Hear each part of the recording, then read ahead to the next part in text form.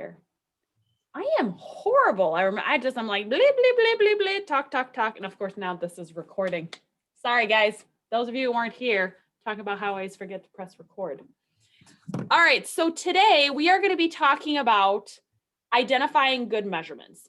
So when we think about setting up a research study, we want to obviously know what is the topic we're interested in, right? You read the whole literature review, and then you'll get to a point of methodology where you decide, how will I get access to data, or how will I measure something, right, that is related to my topic in a way that is going to yield me some meaningful information. That's the whole point, right? So being able to identify good measurement is key, because believe me, there is plenty out there that is bad measurement. There's lots of examples in these slides. So we will first, just quick overview, we'll talk about ways that we can measure variables. We'll talk about reliability of measurements, specifically, are scores consistent across the board in one iteration of a survey and the next. We'll talk about validity of measurement. Again, these should not be new terms. I think we've talked about them a little bit already this semester, and definitely in stats, we talked about that quite a bit, whether you had it with me or a different prof. So again, reliability and validity let us know whether we have an adequate tool to measure what we think it is we're measuring. So are we doing it reliably, and does it measure what we're supposed to measure? Kyle, I feel like I'm blowing up your mind as I'm saying this. Yeah, I'm excited. Okay, good. Okay, so let's keep on trucking. So we watched this video. Oftentimes, if we haven't had a chance to watch the video in class 2, this is another good spot to talk about it, because bad science, that Goldacre TED Talk is phenomenal. But we've already talked about this. So let me minimize our faces here. So we talked about this before. The way we start research is we take a large, often abstract conceptual variable, right? And we find a way to operationalize it. We find a way to define it and make it so that we can measure it more adequately. So here's a few examples of those concepts and ways that we could define it or measure it. So gratitude towards a relationship partner. So if you're in a relationship, how often do you express gratitude towards your partner? So one way to operationalize it is to ask people if they agree with the statement, I appreciate my partner, right? You would just say strongly agree, strongly disagree, disagree, whatever, right? So that would be one way that we could do that. Another way that we could do it, is to watch a couple interact and count how many times they say thank you to one another.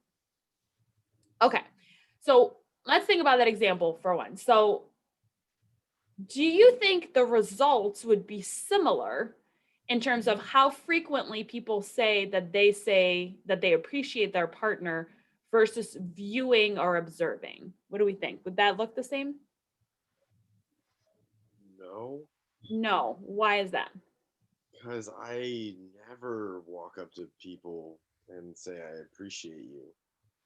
I mean, in other words, I do, but like I don't say it in that exact context. Like, hey, I really appreciate holding your hand. Thank you for that. Right. Maybe you ought to start, Kyle. Let's see how that changes your relationships. Maybe this is the wake-up call I needed. But okay, so we get to this point, and McKenna, you were shaking your head. What was your thought on that?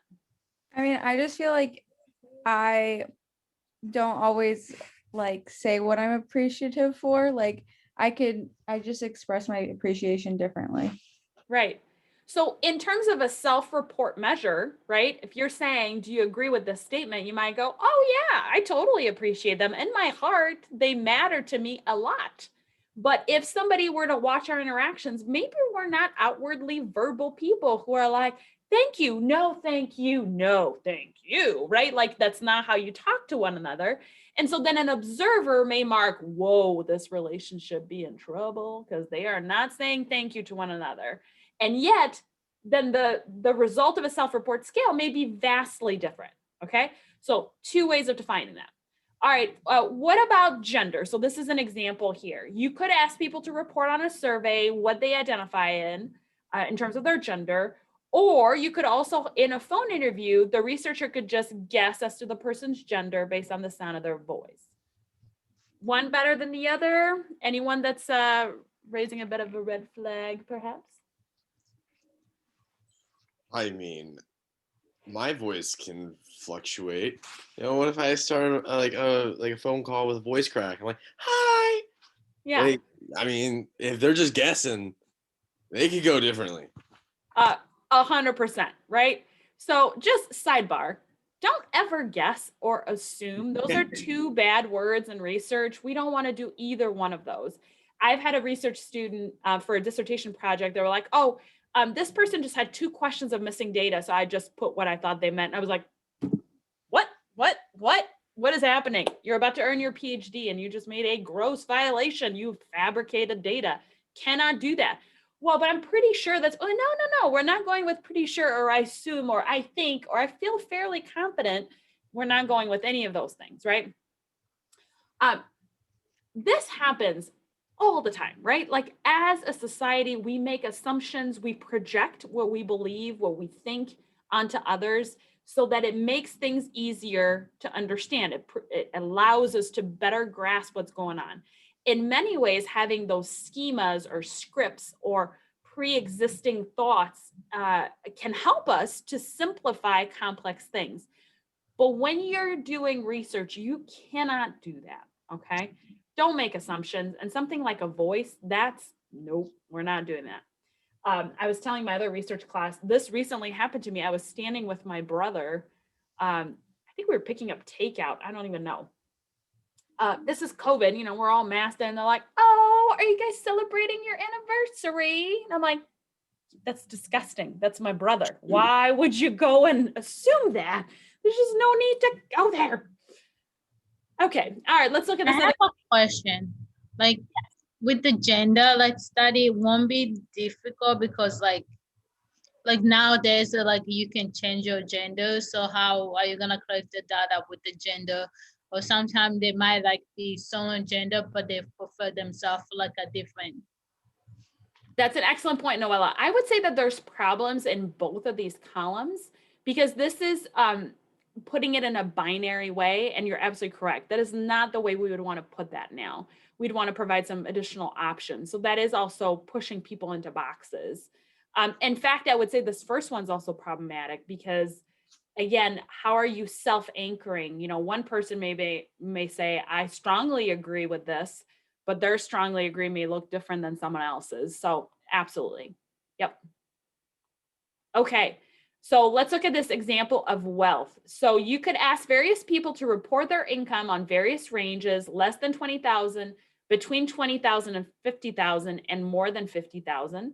Or you could code the value of a car from 1, which is older, lower status car, to 5, new high status vehicle in good condition.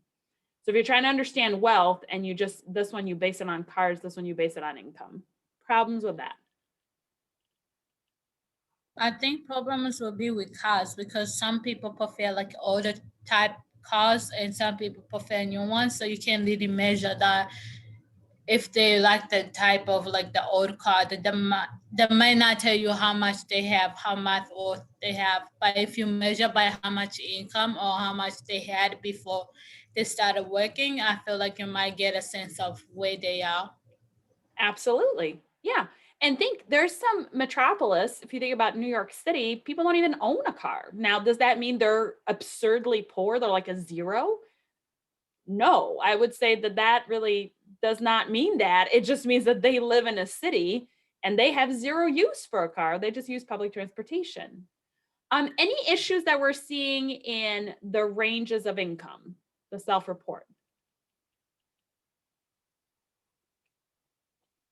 I mean, it's not very, like, there's a lot of room to grow, and like 50,000 like doesn't cover a lot of people. Or I Exactly. say covers too many people. Too many, right? Yeah. So it's like, holy cow. Right. These statistics are crazy high. And it's like, okay, well, we'll calm down there. Exactly. Well, yeah, you would be getting very skewed data if you had these categories because 0 to 20% to 20,000. I think that's actually below the poverty line. I think poverty line is at 26,000 or 25,000 last year. So that's a very small category. And then what would be, it seems like they're trying to classify it low income, middle of the road, right? And then high income or high wealth. This middle range is only $30,000, right? So the ranges are not even equal. So that's problematic. And again, whatever inference you're going to make about the person who's in that last category, I suspect there's varying types of people that fall in the 50 and above. You can have somebody making 51,000, somebody making 89,000, somebody making 4 million, right? Their lives are going to look very different. So problems with that as well. How about intelligence? One way we can measure it is through an IQ test, which looks at problem solving, memory, vocab, and puzzles. Or we could do a physiological test, which looks at brain activity while people solve difficult puzzles. What do we think? Probably the IQ test would be a That- little more reliable. Okay. Say more about that, Elizabeth.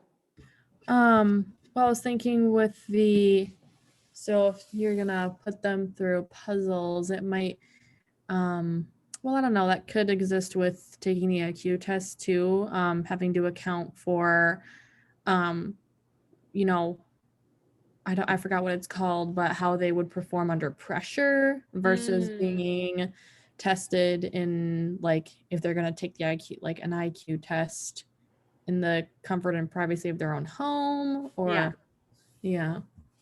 You're absolutely correct. So there's some variance there that may make it a little bit challenging. Anybody have any issues with intelligence being measured only via puzzles? Yeah. Why? because, I mean, there's just so many more. Well, so in this, puzzles aren't math problems, right? That's a good question. Because like for me, like accounting is a puzzle, so like number. But anyway, but Yeah. like overarchingly, there are just so many more things that are contribute to intelligence. You know, like street smarts, and that's not about solving a puzzle. That's just kind of social interactions, and there's Right. just a lot more like tiny little details that Yeah. puzzle doesn't really solve or show. So have you guys ever given some thought, like, what is it, a particular skill set or an inclination where you're like, I really excel. If somebody asks me to write a paper, bring it on. I can write.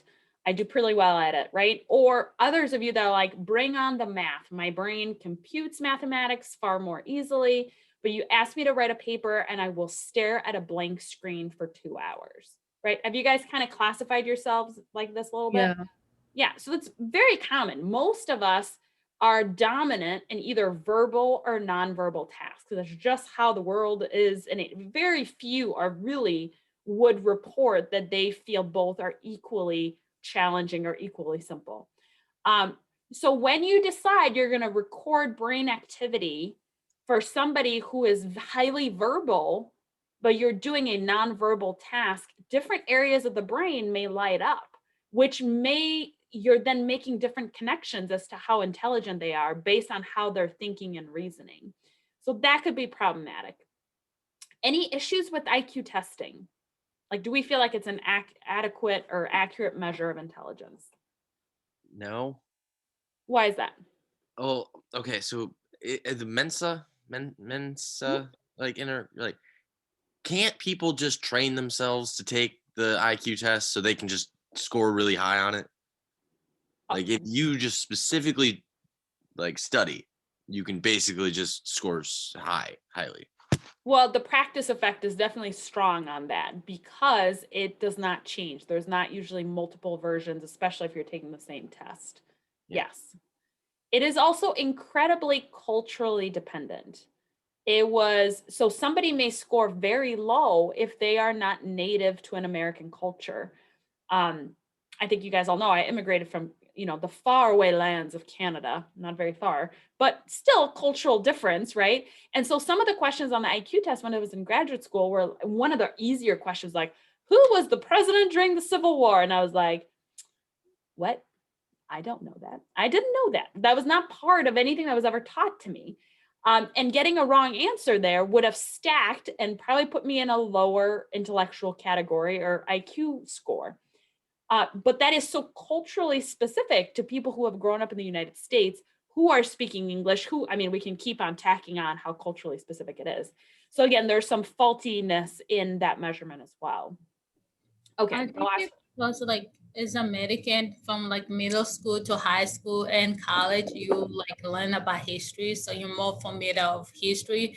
When somebody who is coming from a different country, they might not even learn about it. But Absolutely. for intelligent, what about like using like Aquinas College we have, would that work? Like how much intelligence the student are? At Aquinas, you have a what? I didn't hear the. If you use Aquinas and Harvard, can you use that? Oh, Aquinas and Harvard. Yeah.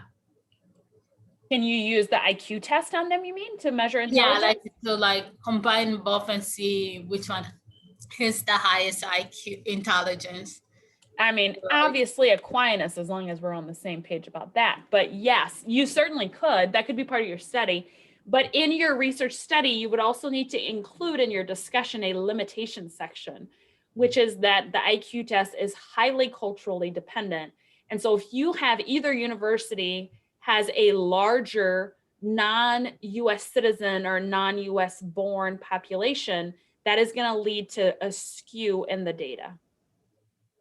Okay. Can I ask a quick question? Yeah. So, I guess relating this back to the literature review.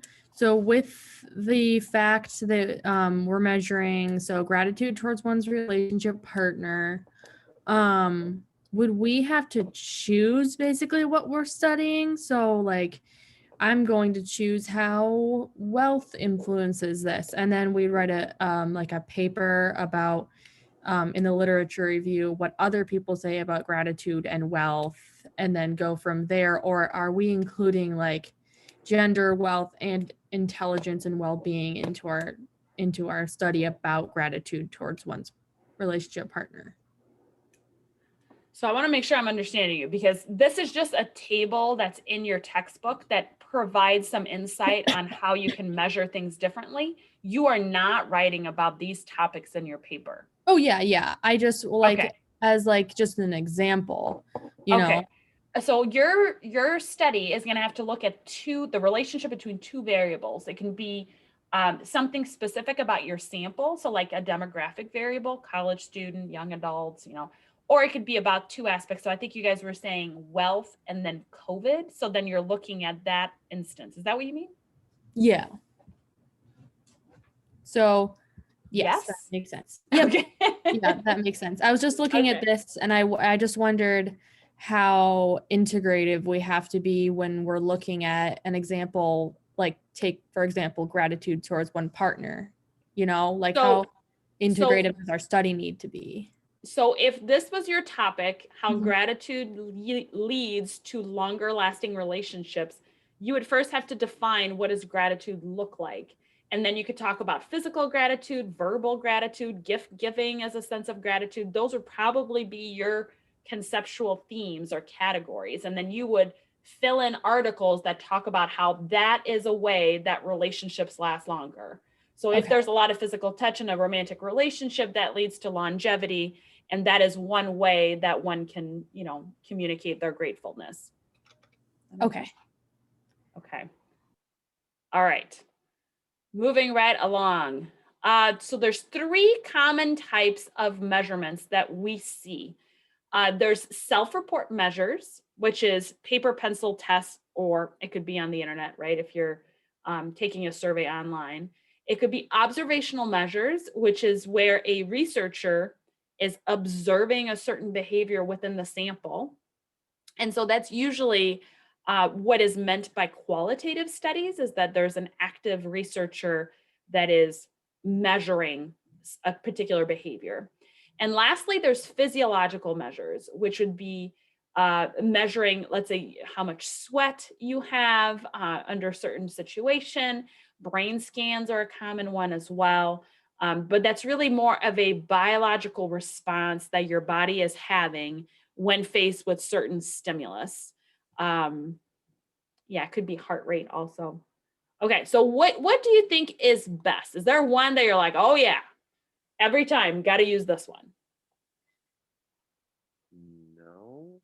Probably number 3 would probably be the most telling. Like I'm thinking about, even though it's not 100% proven and it's not reliable in court, like the lie detect or the truthfulness, detector Mm-hmm. during interviews. Okay. Any other thoughts? We should use multiple. Yeah, I was gonna say, could you use all of them together? Yeah. So why multiple? Always double check. Just double check. Because, well, I mean, like self-report, there's bias. Like if I brush my teeth every day. Right. But, if you observe them and then like they don't do it, on Tuesdays, then you're like, okay, so we're getting a little bit so off very often. Mm-hmm. And then physiological, if you look at that and then their teeth are terrible, then it's like, oh, okay, so they really just started doing this because we're looking at them now. Right. Okay, so multiple aspects or multiple avenues of data collection yields a more consistent and closer to truth. Right. Okay. And what are so Elizabeth, I like what you said, because this physiological and biological type of measurements, they are free of bias, like it was stated, right? Like I can't like pretend that I'm a good person by thinking real hard and having my like brain waves be different. Right. One is not doing that. So there's greater accuracy, right? What is the downside of physiological measures? It just because we're having like if the researcher notices there's like a fluctuation here, it doesn't necessarily mean that the person is, for example, feeling gratitude. It could be nervousness, it could be another variable. Okay, so there's some discrepancy. Yeah. Mhm. I think another huge piece is far more pragmatic. How simple, cost effective, and timely are biological and physiological measures? Oh, yeah, definitely not available to Right. Like, just so we're clear, in this class for your paper, you are only using self-report. We do not have access to a lab. So you can be like, okay, Facebook friend, thanks so much for saying yes. Now I'm going to strap you into an MRI machine for the next yeah. 45 minutes. Just so we're all on the same page, that's not happening.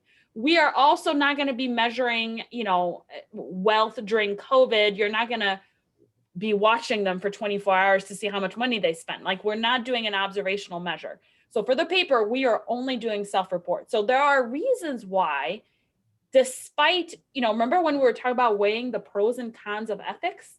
Like, do the benefits outweigh the cons or cost? The same thing happens with this. You have to keep wondering, like, what makes the most sense to answer my research question, which will be least costly and least impactful on the participants. And oftentimes it's self-report. So we just need to be mindful of those. All right, so let's talk about scales of measurements. So there's multiple scales. We could look at categorical variables, which would just be more of a nominal data, right? So you're looking at which category. I had a weird example here on types of monkeys, but you could ask what kind of phone people use, right? So I only know iPhone. What are other options, folks? Samsung, Ooh, Google Pixel. Yeah, Google. that's a thing.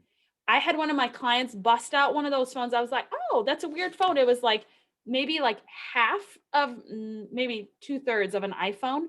But then he opened it and there was a big screen on the inside. So there's a screen outside and a screen on the inside. Yeah, they're foldable phones now. I feel like we're taking steps back. We had like the sidekicks and like, when was that? 10 years ago? Now they're coming back. I know the flip phones are coming back too now.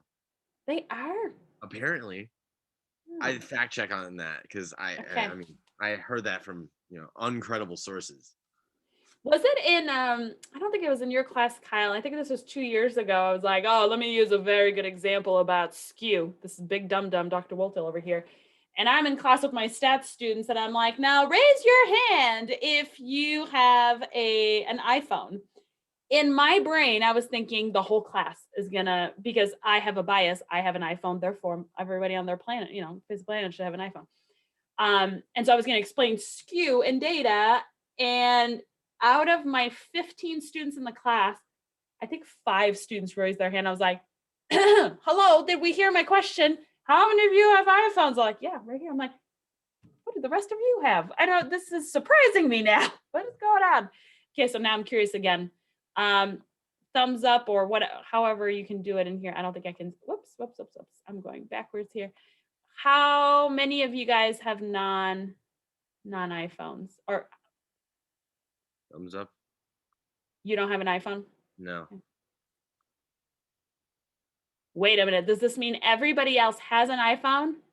Give a thumbs up or raise your hand if you have an iPhone.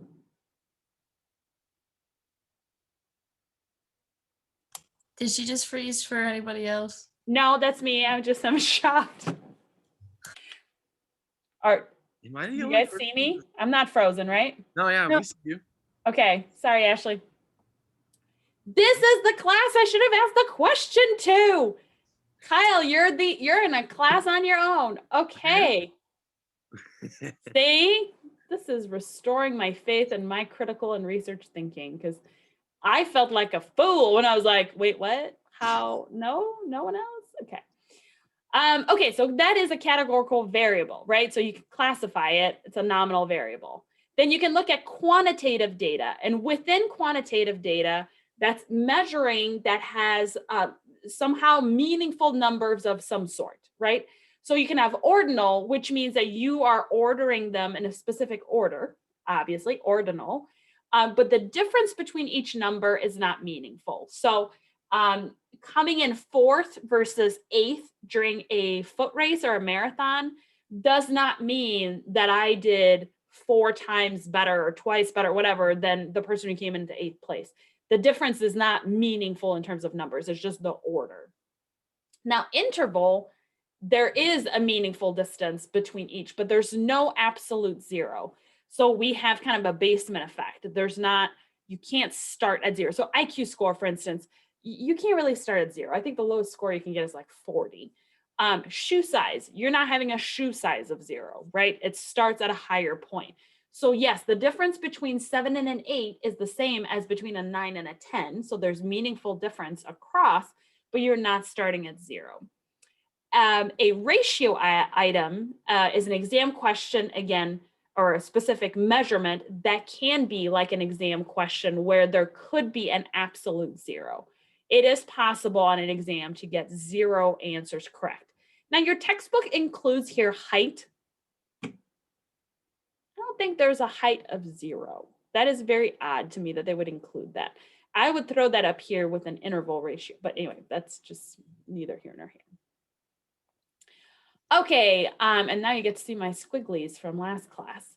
So different types of reliability. So one of the things we want to know as we're doing measurements for research is, are the scores going to be consistent? In other words, if I were to give this test again, would I get similar results? So that's one of the types of reliability we'll talk about. So we'll talk about these in just a second, but you can utilize a scatter plot to evaluate the reliability of an instrument. We'll go over that in just a moment here in class. But what you look at in terms of value is the correlation coefficient.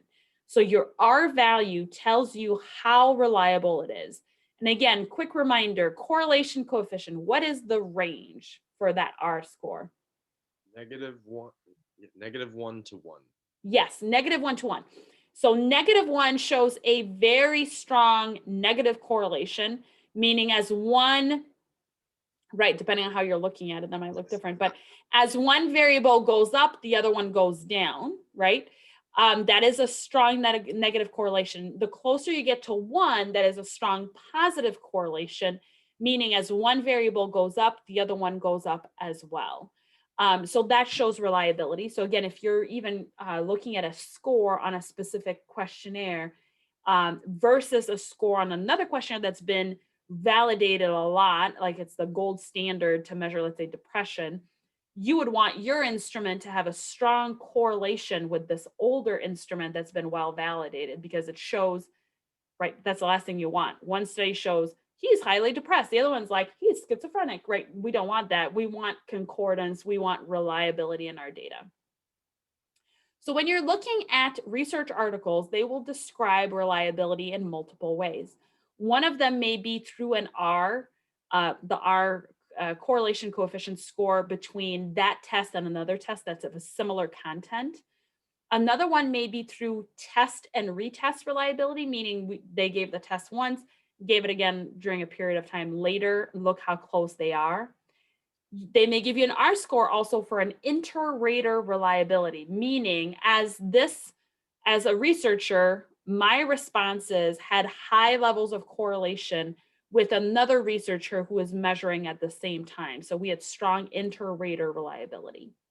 Or you may see this thing called a Cronbach alpha, and that looks at the internal consistency of your scale, meaning do all of your questions hang together to measure or predict the dependent variable?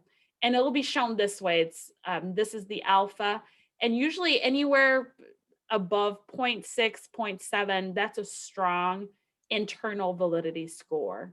That's a strong Cronbach alpha. So that's how you'll see it in the literature. Okay, so I talked about all these a little bit, but let's give it a little bit more data. Let's see if I can have my pointer again. Just makes it a little easier.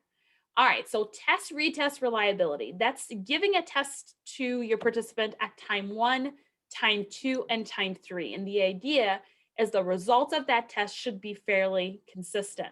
Now, all of you guys for this class took a pretest. Is a pretest the same thing as a test and retest reliability? No. Why is that, Elizabeth? Does the pretest just measures like the baseline understanding that they have, whereas the post and pretest is they have more of an inclination about what you are testing? You're spot on. So a pretest looks at just your baseline knowledge. The idea with the pretest is that you see how much they know, and then you insert an intervention, a class, knowledge, something happens in between, and that then leads, hopefully, to a higher score on your post-test, right? So the purpose of a pretest post-test is to show that the intervention actually worked, right? That's the whole goal. If you took this class, you got a pretest, your score was 30%, the whole class went through, and then your final score was 35%, they'd go, highly reliable scoring there, Dr. Waltzel, but you are a really crummy professor because they have learned nothing, right? That's not what we're trying to do. This would be, let's take an IQ test. We know that intelligence is fairly crystallized. You're not asking about things that, you're not inserting an intervention to have them get smarter. Therefore, your score should be reliable time and time again, right? So that is test, retest reliability. Inter-rater reliability, just like I described a moment ago, means that no matter who is rating the observational experiment, the results should be consistent. They should be very similar across raters. This is why I'm still hopeful that you guys can do your qualitative research assignment as pairs, because it yields so much more rich data, but we need to be safe. That's obviously the biggest thing. So I don't want to push anyone to be with another student close by. That's not the goal. But if there's a way to observe a certain behavior from each of your cars and the safety of your cars, like if you're observing a parking lot behavior, that sounds weird, like you're stalking people in the parking lot, but then you can look at this concept of inter-rater reliability and really get a good sense of it.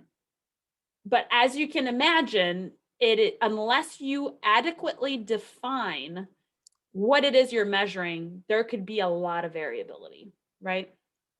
So I think I shared with you guys with students a couple of years back, I took them over to Starbucks to do measurements, and they were in pairs.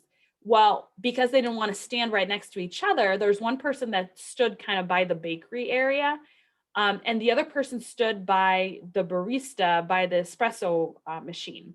And they were looking at language behavior. Now, what, just hearing their position, does anything come to mind that might have been problematic in hearing what customers said? One might be closer. One might be closer, absolutely. And the other one's next to some machine that's maybe a smidge noisy. You know, they're frothing the milk like the psh and grinding and all the things, right? And that was a real issue. She was like, I'm really trying to listen, but it was really hard to really hear whether people were being grateful or not. So again, inter-rater reliability, you got to define what it is you're looking for, and you got to try to match the environment as best as you can. Internal reliability also looks at how closely items are aligning in terms of response by your participant. So in other words, in a study, a questionnaire maybe with 50 questions, there may be a couple of items that repeat, but they're asked in a slightly different way. So I'm assessing maybe for depression, and I ask something like, I feel depressed most days. Strongly disagree, disagree, agree, strongly disagree, strongly agree. Then I could flip the question on its head and say, I feel happy most days. Now, if somebody is responding reliably, how would you expect them to respond on those two questions? The opposite. The opposite, right? Yeah, so if one is actually depressed, they're going to say, yeah, I feel depressed most times, and no, I do not feel happy most times. Now, why would a researcher include what's called a reverse score question like that? So they know that the participant who's taking it is like actually reading it. Right, that's exactly why. Because as humans, we have this tendency for things to go quickly. People get impatient. They're like, oh my gosh, this survey, how long is it going to go? Now, do you guys, if you're taking a test and you have no clue which of the 4 answers to pick, you're like, this might as well be in a different language. I can't even cross out one answer. I have no idea. Do you guys have a go-to of between A through D, like which one you'll pick? C. C. Okay. Anybody else? Or the longest. What's that? Or the longest one.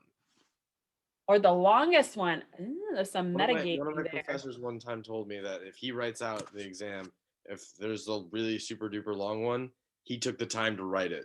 It's probably the right one. Ah, that's an interesting take on it. Okay. Anybody else?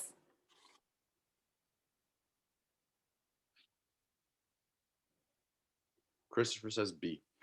B. Thank you, Christopher. I don't know why my chat window doesn't stay open. Maybe I could just move it over here. Then I can't see what's over here. Okay. Anybody else?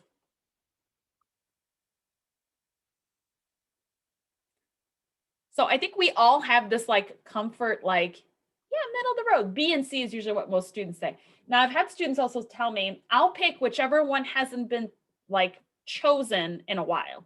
So I'll look at the 5 or 6 responses before, and if it's been A, C, C, B, but there hasn't been a D, then I'm more likely to put a D. Do any of you guys do that? Occasionally. I definitely do that. Yeah. Yeah, me too. Now, again, it's quite likely on a test that a professor wrote the exam. So the laws of mutual exclusivity and independent events of statistics that we learned, you know, this is why you don't stand by the roulette table and go, well, it hasn't been a red in a long time, right? Like that's faulty thinking, because every time the ball gets spin, you still have a 50-50 shot of whichever one it is. It's not like it's more due. The ball doesn't know that. The croupier or whatever, the person doesn't know that either, right? They're independent events. Now, with an exam, it is created by a human being who likely is also overthinking things and going, well, I haven't done a B in a long time, so I could see that strategy working as well. But all to say, when you're creating a questionnaire, you want to minimize random error. You want to minimize the fact that a participant may be randomly responding. You want the most accurate of response. And so you want to test that out to make sure that they are actually paying attention. So that'll mean repeating the exact same question at the beginning and towards the end of the questionnaire to make sure they respond the same way. And then throwing in a few items that are completely reverse coded again at the beginning and end, because oftentimes towards the end, people are like B, C, B, D, A, just randomly responding because they want it to be over. Okay, so that's what we do for internal reliability. All right, let's go over here. So let's look at these. This is a scatter plot to evaluate reliability, just like I was talking about. So this is 2 measurements for head circumference, okay? So you can see, so babies, by the way, when a baby is born, they measure, you know, the circumference of their head. They put a little tape measure all the way around, and they continue measuring that, I want to say, for the first 2 months of the baby's lives. After that, they stop unless there's something that pops up that would be indicative that there's another problem, right? So way back in the day, people used to think, oh, that kid's got a big brain, big head, right? It must be really smart. We know now that is not in fact true. It has not been, so let's see, what did I write here? It is not a reliable measure of intelligence by any stretch. So you can see here, I can't get this to come off, there we go. So you can see here the measurement at time 1 and measurement at time 2. So mostly they're hanging together, okay? So we see that Taylor here, there's, you know, a 2-point difference. Kendra had a 2-point difference as well. Mateo had a 2-point difference. Kurt is the only one that had a 5-point difference. But you see that on either axis, you are pointing, you're highlighting here each measurement, finding the line of best fit that fits between all of the dots, right? So that's how we would evaluate reliability. So let's look then at these 2 scatter plots. They can also show inter-rater agreement. So these would be data points that show for particular children, I think this was a preschool example. Yeah. If the data shows this pattern, okay, so it means that Matt and Mark have a good inter-rater reliability. They rated Jackie as one of the least happy children in the sample, and so did Matt. Mark rated Jay as one of the happiest children in the sample, and so did Matt. So there were rating levels of happiness, and you can see here, Mark and Matt, their rating matched up here, matched up here. It was a little bit different here, 2, and this looks like a 3, but still fairly close. You know, so it hangs, the line of best fit is quite near one another. Now let's look at Mark and Peter. There is far less reliability in their scores. And again, the way I know that is by the slope of this line of best fit. This approximates 1, right? R equals 1, which means strong correlation, almost 100%. This is approximating closer to 0, right? So if you have a correlation of 0, what does that tell you? That there is no correlation. That there is no relationship, right? So this is not, again, this is not an exact 0. An exact 0 would be a flat line, but it is really close to a 0. So not a strong relationship. So this would be poor inter-rater reliability between Mark and Peter. Okay. I don't know if you guys can hear him now, but he's dreaming and barking in his dream. I woke him up. He just stared at me like, what? Oh, no, it's my other dog. Just kidding. It's not the puppy. It's a lot of fun things going on over here, guys. It's a wild life I lead. Which dog is snoring while I'm lecturing? I'm not taking it personal. Now, if one of you guys started snoring, I would ask you to mute, but the dogs can't do that. Okay. So when you're looking at correlational data, this is not new information, but you are, where's my cursor? You are looking at the kind of visual representation of that score. So one part is looking at the slope direction. Another part is looking at the strength of the association. Are the dots really close together? Like, right, like these, the dots are all close together. It all hangs really tightly versus really spread apart. And then you can also note the inter-rater reliability and test-retest reliability. All of that is available. Now, To be honest, in a research paper, you would usually not find this. You would find something like this instead. They would give it to you in a table, and they would say, here are the estimates of internal consistency and temporal reliability for the satisfaction with life scale. These are all the research articles that they found that is speaking on this topic. The coefficient alpha, that's the Cronbach alpha I was telling you guys about, really anything above 0.70 or 0.7 means strong internal validity and strong correlation amongst the items. This is the test retest reliability. That's an R coefficient again.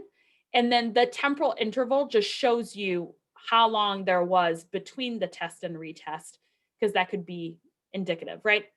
What do we notice about these last two research articles and the results that they received? That their second tests were not or they did not show test and retest reliability because they significantly dropped. They dropped. Is significant, or is that not really significant? So these are measuring different things. So this is the internal reliability, how well the items cluster together to measure what it is we say we're measuring.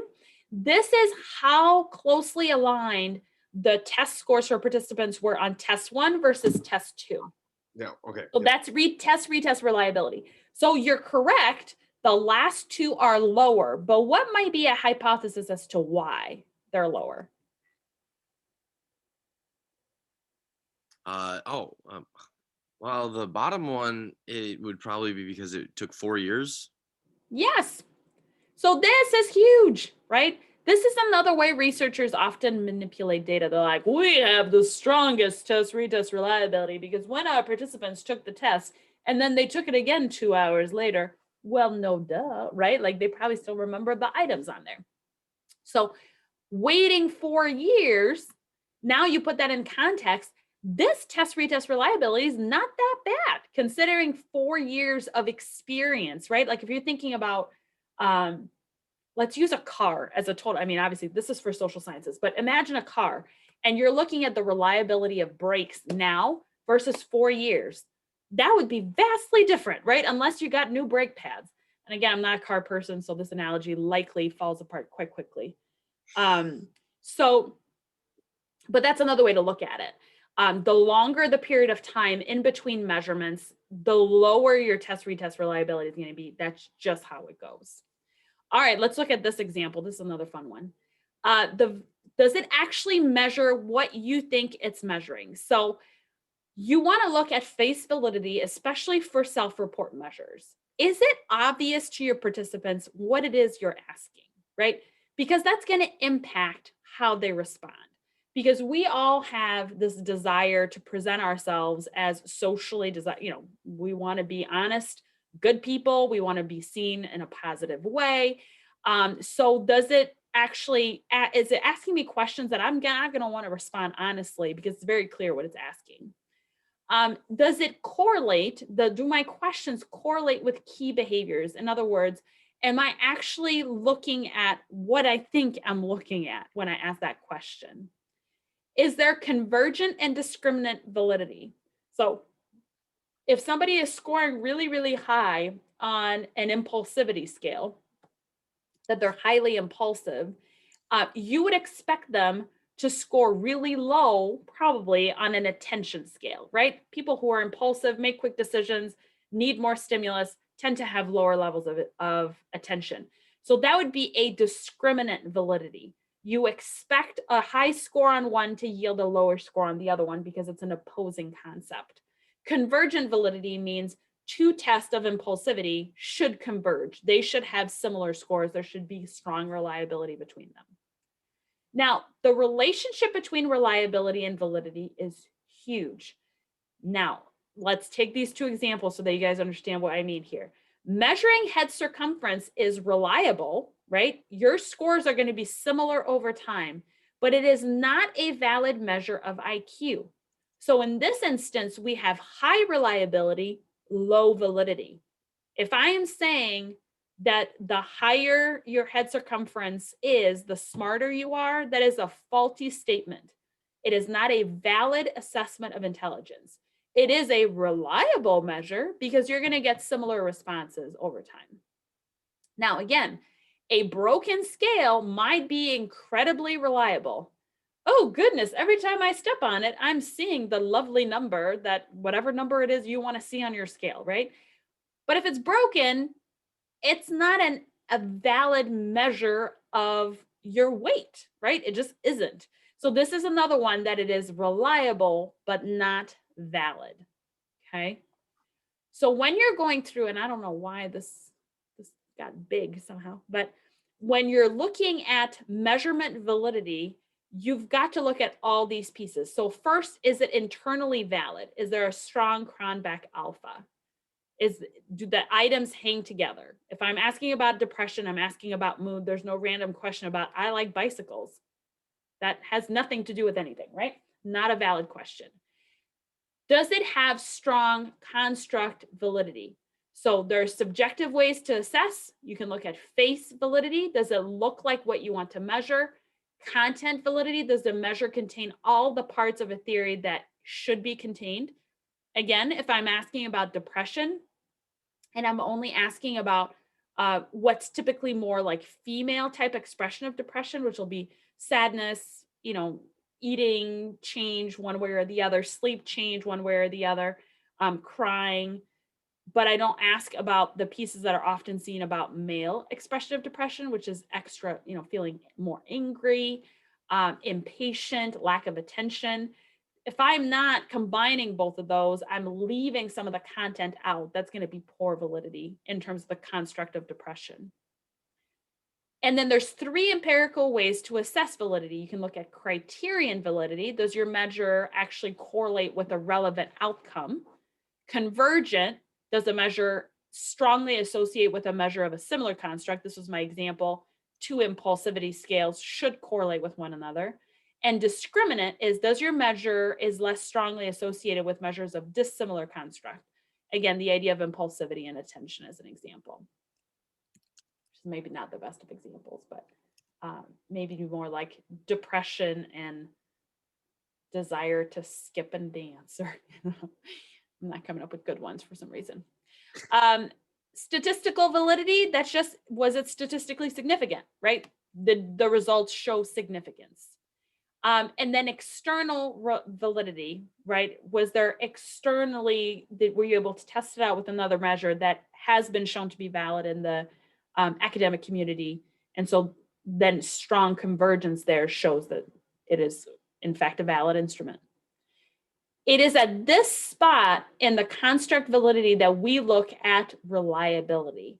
So from there on, you need to recognize you need to have reliability, but it is not sufficient on its own. You must have validity of a measure before you start considering the reliability of a measure.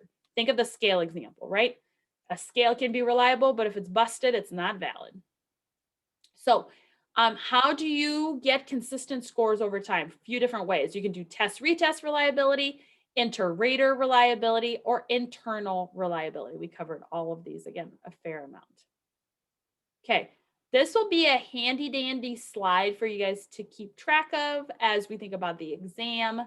Gonna leave that there. Yep. All right. Face validity and content validity. What does that look like? Both are subjective ways to assess validity. So face validity is, it looks like what you want to measure. If you're looking at measuring a head because you want to know their hat size, that's very face valid. If you want to know how religious people are, you could just ask them, right? That is very face valid. It's the extent that it appears to expert to be a plausible measure of the variable. That is face validity. It looks like what you want to measure. Content validity is the measure contains all the parts that your theory says it should contain. So for IQ, remember our example earlier, if we just look at brain scans that look at puzzle solving, that is not the entire content of intelligence. We're missing an entire section. it should include reasoning, planning, memory, and problem solving. All of those should be part of IQ because research has supported that for a long time. We know that that is part of the content for that specific construct. Okay. Criterion validity. Does it correlate with key behaviors? Okay. This is a sales ability test score, and this is the amount of sales an individual had in thousands of dollars. Okay. So the idea would be the higher they test on the score, the higher they will produce. Make sense? This shows a very strong correlation. So if I'm somebody trying to hire in a sales-like position, I would want to have them take this test because it shows strong correlational evidence for this particular validity piece. This one, though, I could be looking at IQ scores, and now there's sales in thousands. What do we notice about this one? It doesn't really show a great it doesn't really show a great correlation. Well, I mean, it shows there's like a positive slope, but it's kind of all over the place. It's kind of all over the place, right? Generally speaking, the higher the IQ score, the higher the salary. But if you look at these three here, which some of the three highest ones in IQ scores, they're much lower on the sales piece. And these guys are higher on the sales piece, but lower on the IQ score. So this shows weaker correlational evidence for this criterion validity. Okay. Yeah. So just another way to say that is whether a measure is related to a concrete outcome that it should be related to. Okay. So this is the concrete outcome, how much sales you have. So this test relates to this concrete outcome. The IQ test does not relate to this concrete outcome. Okay, so this is again similar. Another way to gather evidence for criterion validity is to use known groups paradigms. So this is a score on the Beck Depression Inventory. It's one of the most commonly used scales of depression. And this is a psychiatrist's rating or judgment, I should say, as to whether one of their patients is depressed or not. Okay. So we see here their judgment that they're depressed lines up with the higher mean score on the BDI. So it shows it's a valid measure. The BDI should be higher as this group has already been diagnosed with depression. Now we can see here, similar idea. We've got a BDI score and the psychiatrist's rating within the diagnosis. Okay. So this is not only, depressed or not depressed. These are levels within that known group. So you have mild, moderate, and severe. And as you notice here, as the groups increase in severity, so do their BDI score. So that lines up pretty well. Now, I have a very, sorry to interrupt, but I have a very kind of a little bit of a off-topic question about the BDI. Mhm. So is there any other test, like how many other tests are there? And is it that the BDI is just so much more respected that the other ones don't matter, or like is it like interchangeable? I wouldn't say it's interchangeable. It's a gold standard in terms of a quick survey. There's also an outcome questionnaire that's often used, like in therapy. An outcome questionnaire will measure your change over time over multiple symptoms of mental health. So it'll include depression, it'll include anxiety. I think there's a couple others that I include on there, but it's mostly those two. But the beauty of the BDI is it's quick, it's few items, and it can be repeated multiple times to then show a client. Because oftentimes clients will feel like, no, I haven't improved at all, because in their minds, they've only made incremental change. And when you're expecting, let me use weight loss as an example. That's always an easy one to think through. If you're like, I want to lose 100 pounds, right? Well, you may not celebrate a success that you've lost 15 pounds, because in light of how big your goal is, who's getting excited about that? But by doing constant measurements, you're able to really stack on the successes you're having to help that, it snowballs, right? The more excited you are about the success that you're experiencing, the bigger it goes. So the BDI is often used for therapy for that, to recognize, hey, your score is dropping. This is super exciting. As far as other scales, there are several others that are used, but they're much longer. That's the biggest piece that makes it limiting. Well, Yeah. thank you. So there's the BDI, there's also the BAI. It's the Beck Anxiety Inventory. And that's another one that's often used as well. Okay. Okay, so this is the subjective well-being scores for known groups from several studies. So they gathered all of this data. It shows score on a specific scale. It's the Diner 5-item subjective well-being scale for different groups of individuals. Now, which groups have the highest subjective well-being scale score?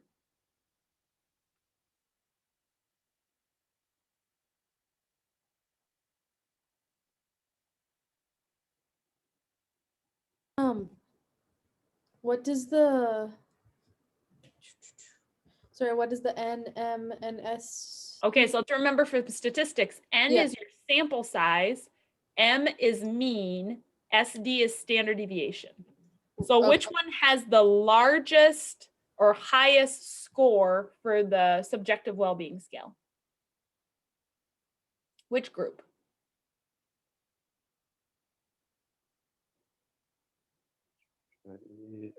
Printing trade workers. Correct. How did you figure that out, Kyle? The mean is the highest, and the mean is the average. Very good. So this is the highest number in this column, 24.2, edging out French Canadian students, whatever. I still think we're awesome, although this is male, so I won't group myself in that. Okay, and then which groups have the lowest score? Male prison inmate? Oh no, actually, veteran affairs hospital patients. Yep, 11.8. But, you know, close second are the male prison inmates, which, What is the Veterans Affairs Hospital? so those are past veterans, or well, I should say current veterans that are in an inpatient hospital setting. Okay. So, would it be reasonable to say that the reason why their score is so low is due to like PTSD? Possibly. Yeah, that would be a good hypothesis. Maybe they're dealing with long-lasting physical ailments as well. One could say the way they're being treated, right? Like we can go in different directions here with hypothesis, but you have these known groups, right? So if multiple people or groups of people have taken this test, then you can start comparing it and go, wow, people in the VA, our own veterans, are barely, like they're being edged out by prison inmates. Prison inmates report having a higher well-being scale score. Like, could we do anything different here, right? Yeah.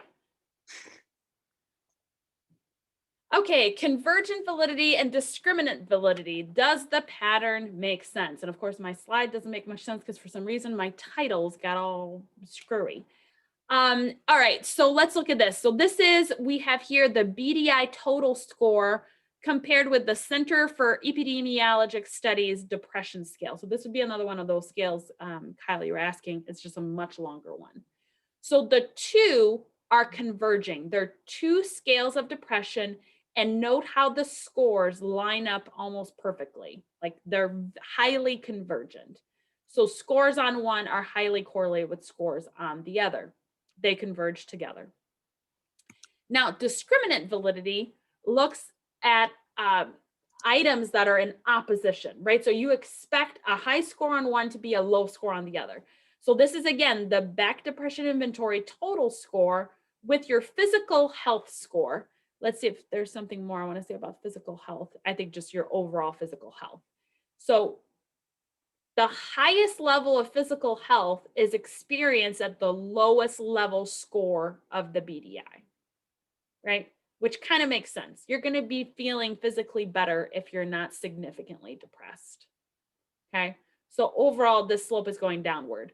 Now, this physical health score, I would be kind of curious what it all encompassed. Your text didn't go into a great detail about that because there's still a lot of scores that are quite high, even with high BDI scores, still have high physical health. but this would be a discriminant validity test. Okay. This is the items and the appreciation and relationship scale. Golly, this is making me frustrated. See how this is all messed up. So they've done both internal and test retest validity tests on this one. Shows that it has high convergent, discriminant, and criterion validity.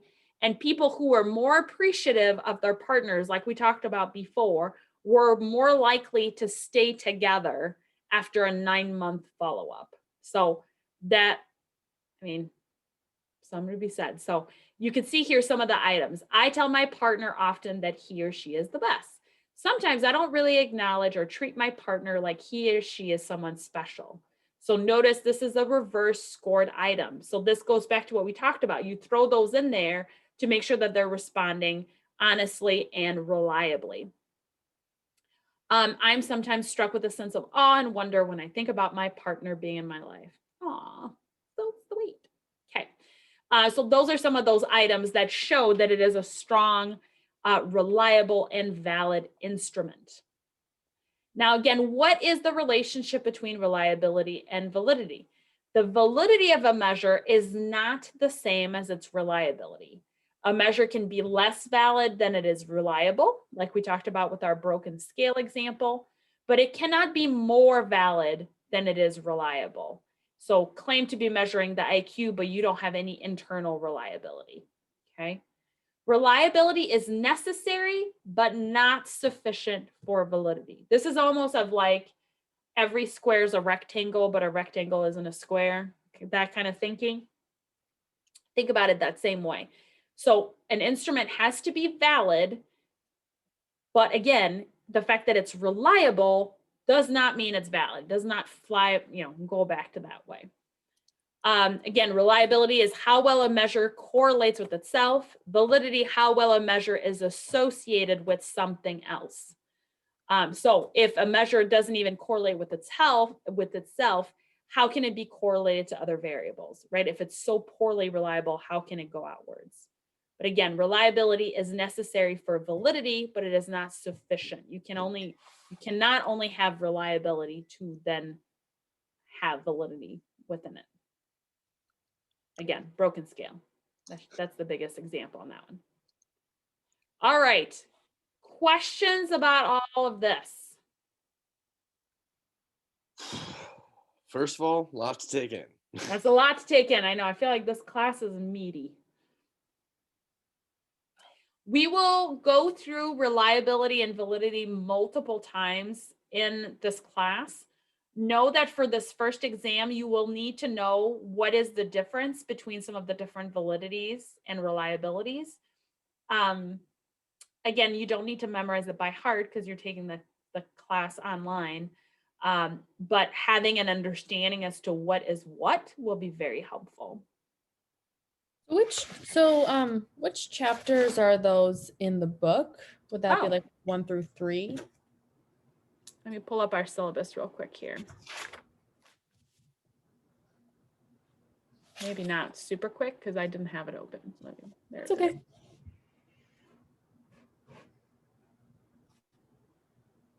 Okay, where are you now? Here? Here? Okay. Do you guys see the syllabus? Yes. Okay.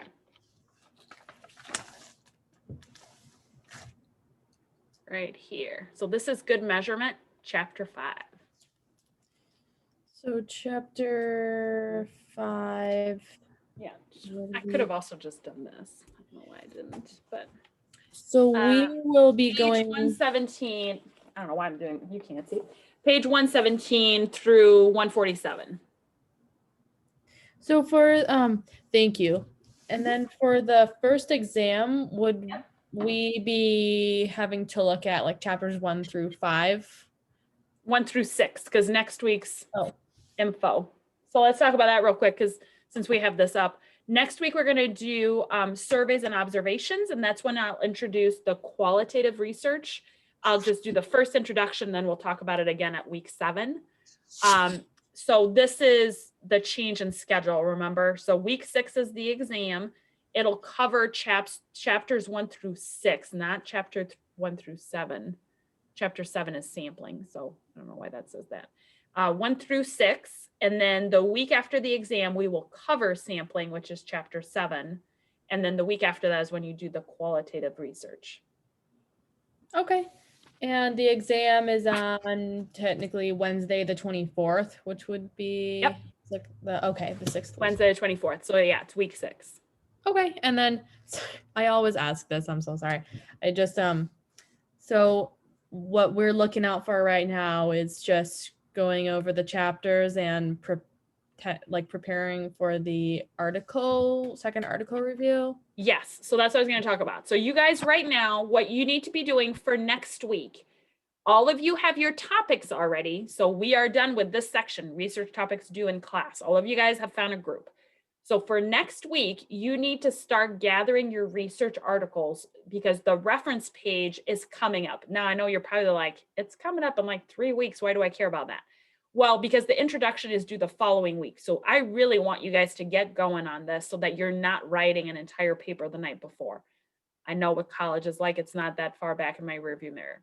So try to set you up for success, do it bit by bit and start early. So find articles that relate to your topic. Have an aim of finding even 2, 3 per week.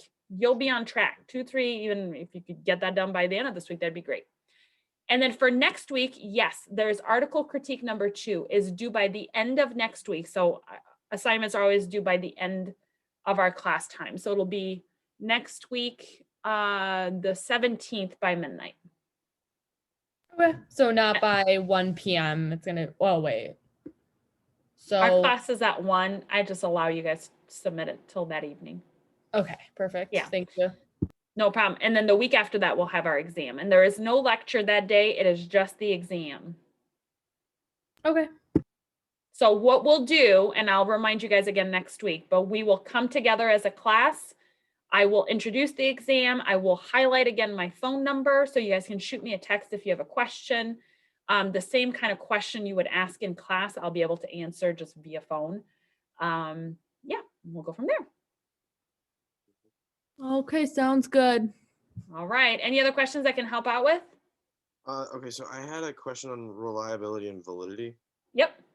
So there, for reliability, we only have the 3 that we need to know. Yes. Test okay. read. Yeah, go ahead. And then for validity, because I have a lot of different ones named. How many is there? If you go back to that chart I was showing you, let me pull up. It's page 14 here. Let me. Oh yeah. I had the internal validity, constant Yes. validity, statistical validity. Okay, those are the 4. More than that. So internal validity, yes. Construct validity is split up into face validity and content validity. Oh, And yes. then look at the bottom, criterion validity, convergent, and discriminant validity. All right. Those Yeah. are all the different types. Yep. All right. Perfect. Thank you. No problem. All right. All right. Anything else I can be helpful with? Okay. All right. I will see you all next week. All right. Bye, guys. I do have one question Sounds for you good. that does yeah. not matter for this class at all. Okay, then let me stop the recording here.